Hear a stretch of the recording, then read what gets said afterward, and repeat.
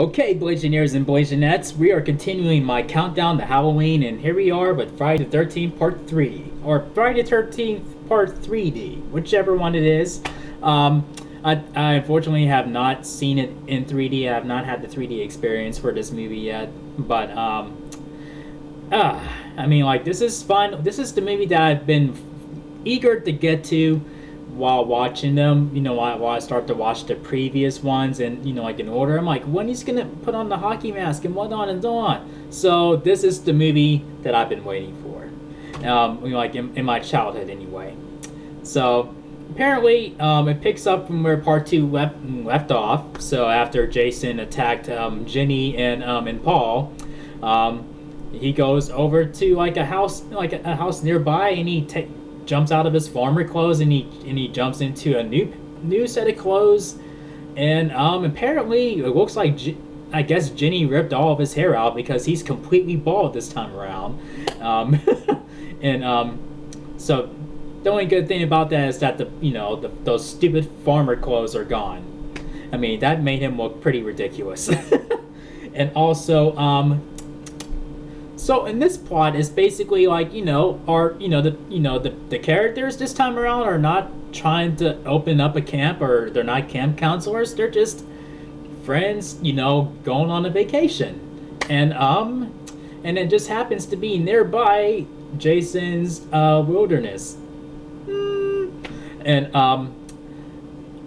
I don't know, like and I gotta get to this flashback scene, like with the lead character Chris, where she's talking to her boyfriend Rick about something that happened, like some time ago, like where she was having a fight with her parents and she went out in the woods, and then she hears something, and then somebody is chasing her in the woods and just trying to attack her, and then next thing you know, like he gets a hold of her, and then she blacks out, and then I guess she wakes up back at home safe and sound in her bed. I'm like, I was not fond of that part of the story. I mean, like, I just wouldn't have had that scene in the movie. I just wouldn't have done that. But it comes into something adds on to that later on in the movie. But so yeah, there's gonna be spoilers. So yeah, spoiler warning. I mean, like, what I said so far is not really spoiler-ish. Really isn't. So eventually, like, our Jason finally dons on the hockey mask. I was waiting for that for like 3 movies. I'm like, yes, finally, he's wearing the mask. Yes. I mean, I just enjoyed the hell out of that movie just for that reason, because he has the mask on finally. And I don't know what it was about it and this particular movie that made it so iconic, where you're like, we're gonna just stick with that look. We're gonna stick with it. People love it. He didn't really look intimidating, like, at all in this movie, and his presence didn't make you want to jump out of your skin. I mean, like, Jason really didn't scare me that much in this movie. I imagine he didn't scare a whole lot of people, but people still had fun watching the movie anyway. But and then this time there's a motorcycle gang, and who you're going to be rooting for to get killed, like, as soon as you see them.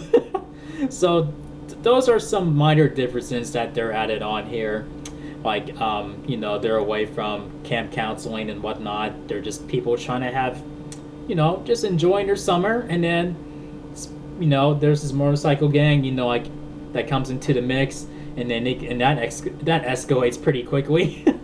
And also, like, the shots that were intended to be in 3D did seem a little, I mean, I can tell it was intended to be.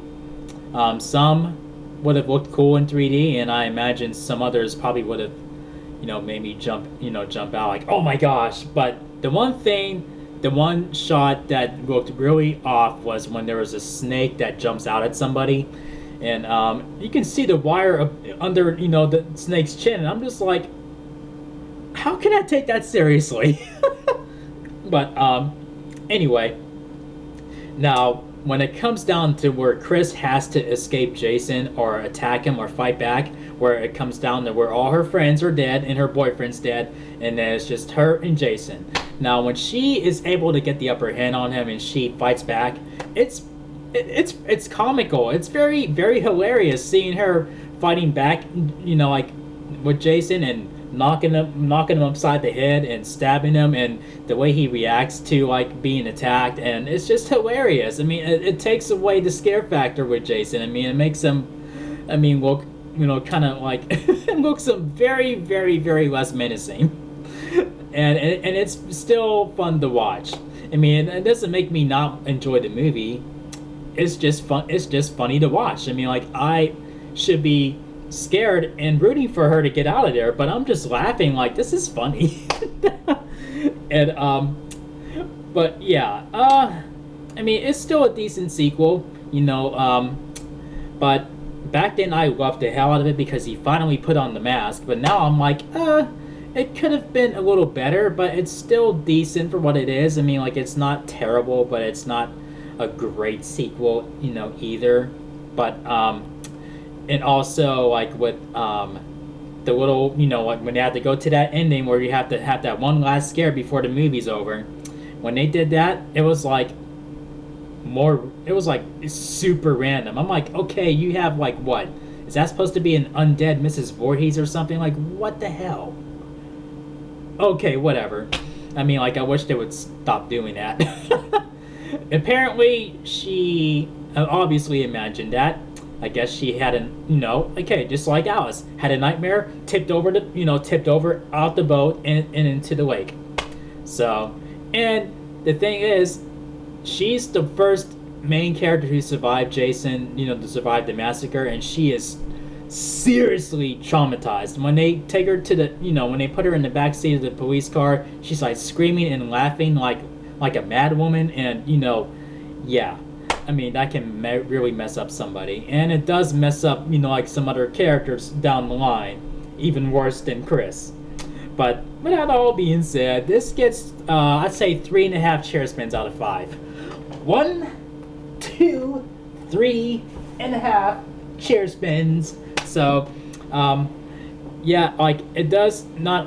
And this is the first movie that did not end on a cliffhanger where you're like, uh-oh, the killer's still alive. Uh-oh, I mean, like, there's gotta be an opening for another sequel. They'll have no opening to another sequel. But, I mean, it's acceptable because, the next one is much better and far superior, and that one is, like, very intimidating. But we'll talk more about that in my video for, like, for the final chapter, quote-unquote. So anyway, if you guys enjoyed my review, make sure you thumb up the video and make sure you click subscribe. If you're new to the channel, thank you for watching as always, and I will see you guys in the next video. Peace out, y'all.